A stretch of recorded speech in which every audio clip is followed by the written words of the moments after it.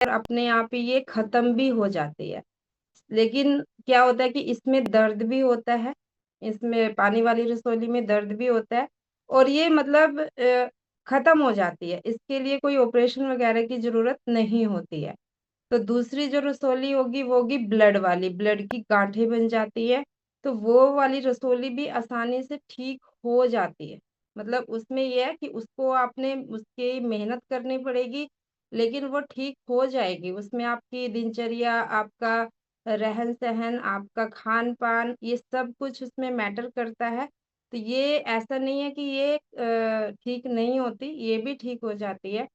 उसके बाद जो फाइब्रॉइड होते हैं ना, वो थोड़े से बहुत, मतलब ये लगाओ कि डिफिकल्ट होते हैं।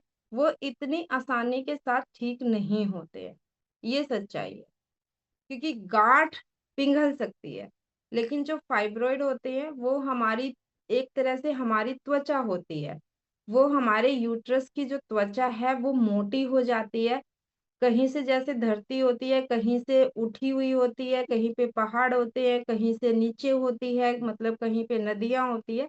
आप इस तरीके से समझ सकते हैं कि वो हमारी त्वचा होती है, जो मतलब एक गुम्मड़ के टाइप पे हो जाती है, या कहीं से उठ जाती है। तो उसमें, तो इस तरह के फाइब्रॉइड होते हैं, और वो इंचेस में ही भी होते हैं, इंचेस में होते हैं।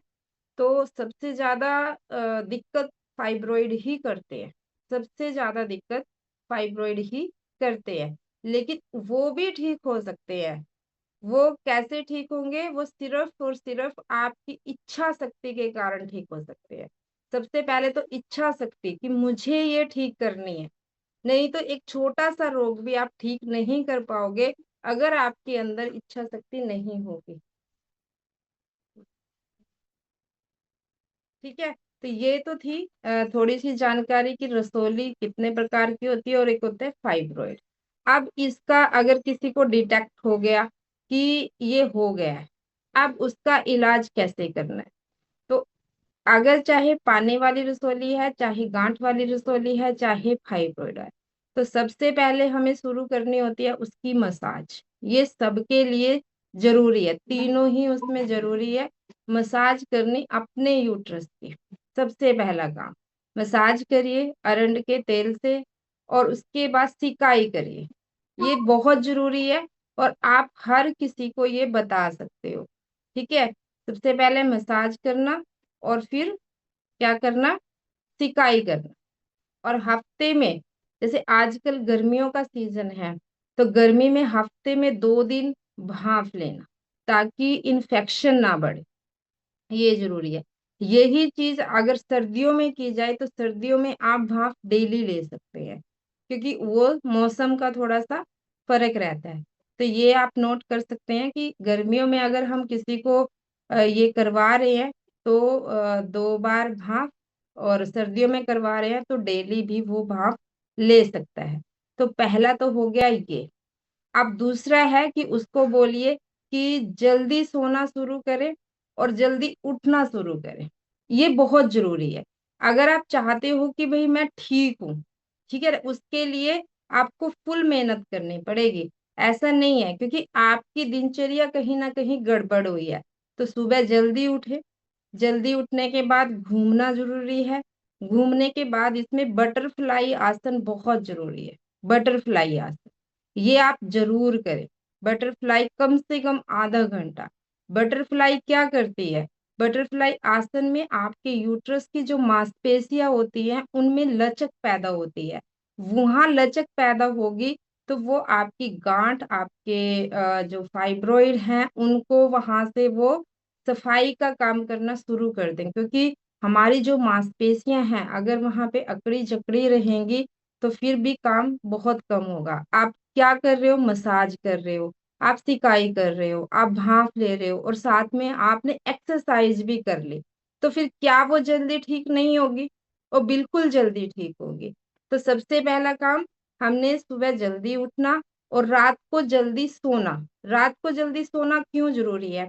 देखिए हमारी बॉडी क्लींजिंग का भी काम करती है, आप ये भी बात समझिए। रेगुलर और भागो तो हमारी जो अच्छा क्लींजिंग दो का बार जो या तीन बार प्रोसेस না है वो দুবার না रात তিনবার को দুবার दस না बजे से তিনবার আর शुरू যখন हो जाता है और পিরিয়ড सुबह হয় 4 बजे तक তখন वो चलता है। 3 দিন जो আগে मेन তিন ऑर्गन দিন परेও हमारे নেবে होते हैं, মাঝখানে जैसे মানে हमारा নেবে मेन और তখন ऑर्गन, 2 দিন 3 मेन আগে থেকে ऑर्गन শুরু आप করে मानिए।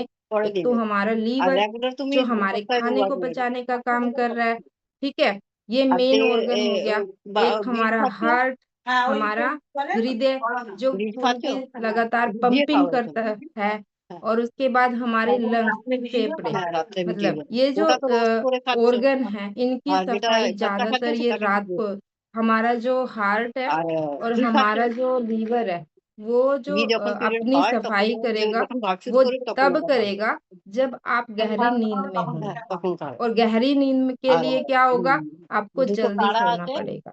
কাড়া जल्दी বানিয়ে सो তখন गया, मान খাবে लीजिए आप 10 बजे सोओगे तो পিরিয়ডের 11 बजे মধ্যে तक आप गहरी नींद में একবার होगे। और 11 बजे से লিকুইডটা দিয়ে लेके কাড়া 1 बजे হালকা तक করে का जो टाइम होता है वो लीवर की सफाई का একবার काम দুবার होता है। 1 बजे से लेके तीन টিফিন बजे দিকে দেবে हमारे টাকা हार्ट का होता है और 3 बजे से लेके 5 बजे हमारे लंग्स का टाइम होता है। 2-2 घंटे का हमारा ये इन ऑर्गन को सही करने का टाइम होता है। ये बिल्कुल लॉजिकली आपको बता रही हूँ, इसमें ये नहीं है कि कोई भी कुछ भी छूटा है, इस बात को आप समझिएगा सभी। तो ये 6 घंटे की नींद, तभी बोलते हैं ना, अपने आप को अगर फ्रेश रखना है, तरोताजा रखना है, तो 6 घंटे की नींद बहुत जरूरी है। आप समझ गए आप किस लिए, क्योंकि ये तीनों ही अंग अगर हमारे बेहतर कार्य करेंगे तो हमारे शरीर की इम्यूनिटी पावर बहुत अच्छी हो जाएगी। और जब इम्यूनिटी पावर अच्छी होगी तो आपके शरीर का कोई भी रोग फिर ज्यादा दिन तक नहीं रह पाएगा। तो हमें अपनी इम्यूनिटी बढ़ाने के लिए भी, मतलब रात की नींद बहुत जरूरी है, तो उसके लिए जल्दी उठो और रात को जल्दी सो। तो ये बहुत जरूरी है, जिसको भी रसोली से संबंधित कोई भी प्रॉब्लम हो रही है। ठीक है, तो ये हमने कर लिया। उसके बाद आते हैं हमारे खान पान पे। ठीक है, अब हमें क्या खाना है क्या नहीं खाना है। तो इसमें हमें सबसे पहले तो तली हुई और खट्टी चीजें बंद करनी है, क्योंकि ये हमारे सीधे सीधे यूट्रस को प्रभावित करती है। हमें भारी भोजन नहीं करना है, इस बात का ध्यान रखना है। ठीक है, जितने दिन आप ये फाइब्रॉइड का उपचार कर रहे हैं उतने दिन तो एटलीस्ट इसको आपने फॉलो करना ही है। प्रॉपर मात्रा में आपने पानी पीना है, पानी बहुत जरूरी है।